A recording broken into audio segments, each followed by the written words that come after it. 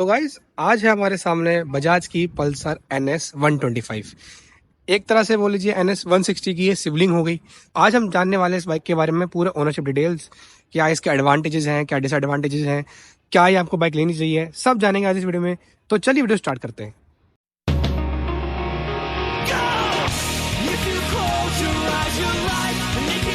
तो गाइस आज हमारे साथ है आमिर फ्रॉम NIT फरीदाबाद। कैसे आमिर भैया?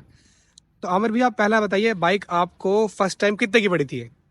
मेरे को पड़ी थी अराउंड 1,25,000। ओके, तो 1,25,000 में जब आप ये बाइक लेने गए थे तो आपके माइंड में क्या क्या चीजें थी कि मतलब बाइक जब आप चूज कर रहे थे तो आपके माइंड में और कोई बाइक थी इसके रिकमेंडेशन में? इसके साथ में आती है TVS की रेडर। ओके एक वो पे थी क्योंकि मेरे को डेली कम्यूट के लिए चाहिए फॉर ऑफिस पर्पसेस। ओके तो बट मेरे को जहाँ तक मैंने सुना और जहाँ तक मैंने रिव्यूज देखे तो मेरे को पता लगा कि 21-25 cc सेगमेंट की किंग का बोलते हैं इस बाइक को। ओके बट लेने के बाद थोड़ा अलग रिव्यू है मेरा। हाँ, उसी बारे में हम थोड़ा डिटेल में जाएंगे। तो पहले आप सीधा मुद्दे पे चलते हैं, बाइक के बारे में थोड़ा बाइक की किलोमीटर दिखाते हैं। भैया ने अभी तक कितने किलोमीटर बाइक ड्राइव कर रखी है? जैसे आप नोटिस कर सकते हैं बाइक अभी चल चुकी है 7,986 किलोमीटर्स।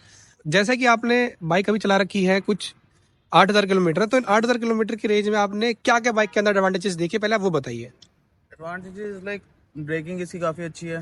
ओके कंफर्ट है बाइक में, नो डाउट। मेरी बैक में थोड़ी प्रॉब्लम है, बैक इशू है, तो ये जो इसका सपोर्ट मिलता है मेरी बैक को, मेरे को इसका एक सही चीज़ लगी। और मैं कह सकता हूँ एवरेज भी अच्छी खासी दे रही है। ओके मतलब मेरे को 45-50 ऑन रोड हाईवे पे 50 पकड़ा देती है, कभी कभार 52-55 भी। लाइक ऋषिकेश का ट्रिप गया था ओके तो मेरे को अराउंड 53 इसने दे दी थी। ओके तो बाकी और कोई खास एडवांटेज तो लगी नहीं मेरे को इसकी।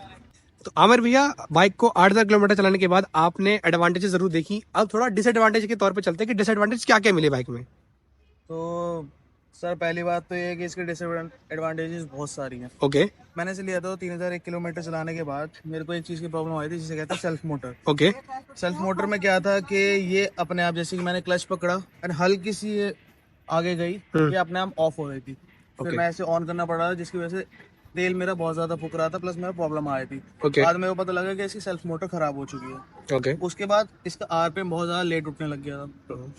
RPM के बाद अभी करंटली जो मैं इसके अंदर इशू फेस कर रहा हूँ वो है इसकी गेयर सेट। ओके इसे गेयर सेट बहुत ज़्यादा ही अटक रहे हैं भाई। और यहाँ से हाँ, प्लस इसका जो क्लच है ना, ये भी मेरे को काफ़ी ज़्यादा दिक्कत देने लग गया है, एकदम से छूटता है।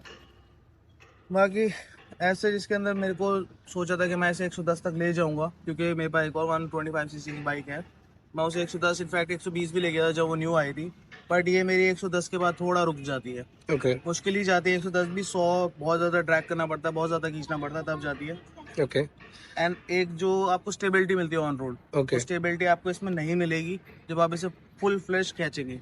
ओके मेरे अकॉर्डिंग एक काफ़ी डिसएडवांटेजेस हो सकते हैं, बट अभी मैं यही फेस कर रहा हूँ, आगे देखते हैं। तो जब आपने ये तो बता दिया बाइक की डिसएडवांटेज के बारे में, अभी जब आप बच्चे आपने इतनी सारी प्रॉब्लम्स बताई हैं तो ऑब्वियसली आप शोरूम भी विजिट किए होंगे ये प्रॉब्लम दिखाने के लिए। तो शोरूम वालों का क्या मतलब वो है, सर्विस कॉस्ट, मतलब सब कुछ थोड़ा एक्सप्लेन कर सकते हैं आप? तो सर्विस कॉस्ट इसकी ये है कि अभी मेरी फ्री सर्विस चल रही है। ओके तो इन 1,000 आई कैन से 1,000 रुपीज़ में मेरा हो जाती है इसकी सर्विस। ओके हाँ, जो मेरी सेल्फ मोटर की इशू आया था वो उन लोगों ने वारंटी में करके दिया था, जो मेरे को एक अच्छी बात लगी। बट जो मैंने अभी करंटली लाइक इसकी 10 दिन पहले सर्विस हुई है, तो करंटली सर्विस में मैं इसे कह सकता हूँ कि उन लोगों ने मेरे को बोला कि सर आपकी बाइक रेडी है। मैं जब वहाँ पे पहुँचा, मेरी ऑफिस टाइमिंग 5:30 बजे होती है, एंड मैं 3:30 बजे ही वहाँ पहुँच गया था। जबकि उन्होंने मेरे को बोला सर लंच टाइम के बाद 2:30 बजे के बाद आप कभी भी ले जाओ।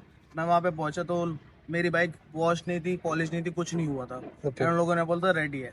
अगर मैं बाय एनी चांस में थोड़ा बिजी होता, मैं उठा के ले आता तो मेरे को वॉशिंग भी ना मिलती, मेरे को वॉशिंग मिली नहीं थी। तो वहाँ पे मेरे को काफ़ी ख़राब फीडबैक लगा। प्लस मैंने उन्हें एक प्रॉब्लम बताई थी कि ये एकदम से उठने रही, RPM बहुत ज़्यादा लो हो रहा है। जब भी ये सब पूरी सर्विस होने के बाद भी जब मैंने इसे चलाया, ये स्टिल सेम की सेम थे, मतलब RPM के ऊपर कोई काम नहीं हुआ था मेरे according. Okay but they were saying कि ये सारा काम हो चुका है। आमिर भैया, जैसे आपने बताया कि शोरूम वालों के साथ आपका फीडबैक अच्छा नहीं है, तो एक आप पर्सन को जो बजाज, मतलब हरियाणा की पर्टिकुलरली बात करूं, बजाज के अंदर वो हरियाणा में विजिट करना चाहिए उसको कि नहीं करना चाहिए?